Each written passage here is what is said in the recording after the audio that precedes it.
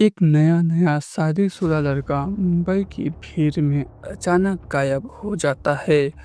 Police, media और उसकी family सब थक जाती है उसे ढूंढते-ढूंढते। 7 साल तक कोई पता नहीं, पर एक दिन एक कंस्ट्रक्शन साइट के नीचे मिलती है एक लाश और शुरू होता है एक ऐसा राज जिसमें प्यार, धोखा और कत्ल छुपा है। दोस्तों, आज हम बात करेंगे एक ऐसा रियल लाइफ केस की जो सिर्फ मुंबई में ही नहीं, पूरे इंडिया में लोगों को हिला के रख दिया था। ये कहानी है रोहित शर्मा की, एक दूल्हा जो शादी के 10 दिन बाद लापता हो गया था और जब मिला तो एक स्केलेटन बन चुका था। पर सबसे डरावनी बात ये थी कि इस कत्ल में शामिल था उसका अपना कोई। चलिए शुरू करते हैं मुंबई का मिसिंग ग्रूम, 7 साल बाद कत्ल का राज।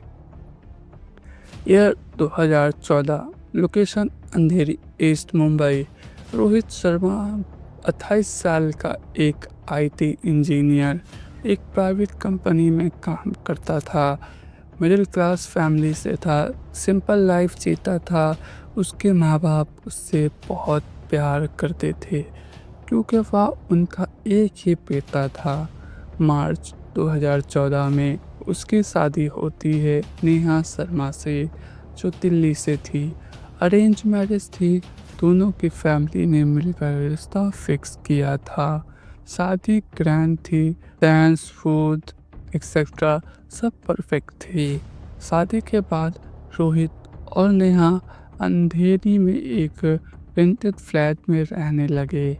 हर चीज़ नॉर्मल लग रही थी, पर फिर एक दिन, सिर्फ शादी के 10 दिन बाद, रोहित सुबह घर से निकला और वापस कभी नहीं आया। उसके माँ बाप ने सोचा कि वो ऑफिस गया होगा, पर जब शाम तक वो घर नहीं आया और उसका फ़ोन भी स्विच ऑफ आया, तब उनका दिल घबरा गया। नेहा ने कहा, पता नहीं, कल रात को थोड़ा गुस्से में थे, शायद स्ट्रेस में थे। रात भर इंतज़ार करने के बाद अगले दिन पुलिस में कंप्लेंट लिखवाई गई। पुलिस ने पहले सीरियस नहीं लिया, बोला शायद अपने मर्जी से चला गया हो, कभी-कभी ऐसे केस होते हैं। पर रोहित के माँ बाप जानते थे उनका बेटा ऐसा नहीं कर सकता।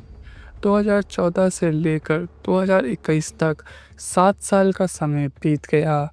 रोहित का कोई पता नहीं चला। पुलिस ने भी केस ठंडा कर दिया। नेहा 1 साल बाद अपने मायके चली गई और उसने शर्मा फैमिली से पूरा कांटेक्ट तोड़ दिया। लोगों ने कहना शुरू किया शायद सुसाइड कर लिया होगा या खुद भाग गया होगा। कुछ लोगों ने तो ये भी बोला शायद नेहा के साथ प्रॉब्लम थी, पर कोई सबूत नहीं था। सब कुछ अंधेरे में था।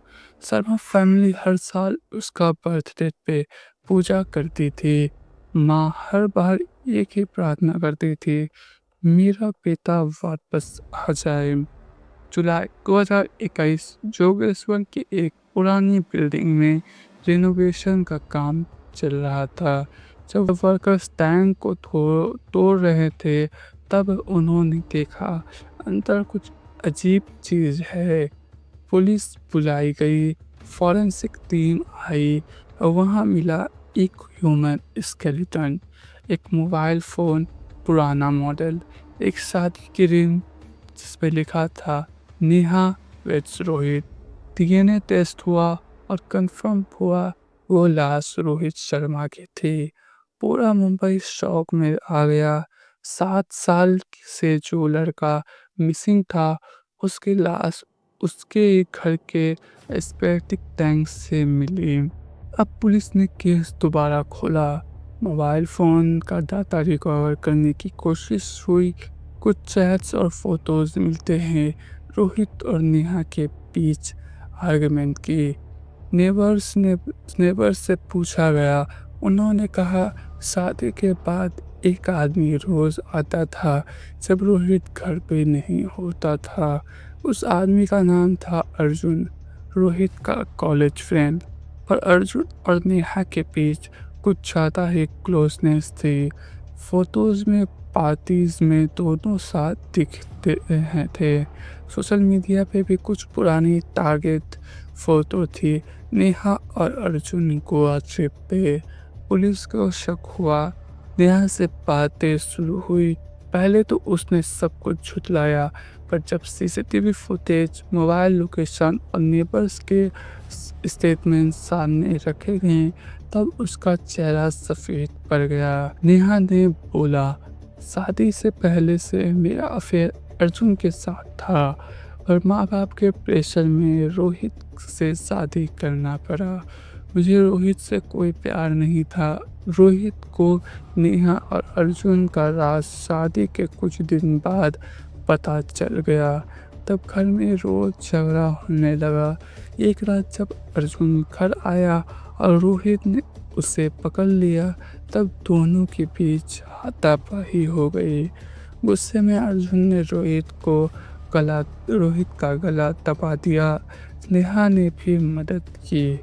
रोहित की मौत हो गई।